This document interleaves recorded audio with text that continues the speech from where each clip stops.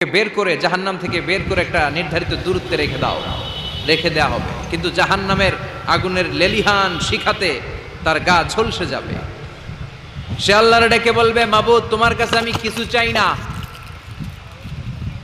জাহান্নাম থেকে তুমি আমাকে বের করেছো, জীবন নদীর পানি তুমি আমার গায়ের মধ্যে ঢেলে দিয়েছো, আমি আবার সজীবতা ফিরে পেয়েছি, আমি তোমার কাছে জান্নাত চাই না, শুধু নিরাপদ একটা দূরত্বে আমাকে রেখে আসো, যাতে জাহান্নামের আগুন আমারে কষ্ট দিতে না পারে।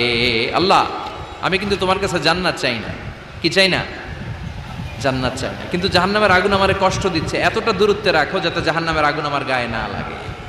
আল্লাহ বললেন, ওকে রাখবো, কিন্তু আমার সাথে একটা কন্ট্রাক্টে যেতে হবে, যে এটা তোমাকে দিলে তুমি আর নতুন করে কিছু চাবা না। সে বলবে আমি রাজি, কন্ট্রাক্ট হয়ে যাবে। আল্লাহ জিব্রাইলকে বলবেন, যাও এমন দূরত্বে রাখো যাতে জাহান্নামের আগুন ওরে কষ্ট না দেয়, রেখে আসা হবে। অনেক দিন সে ওখানে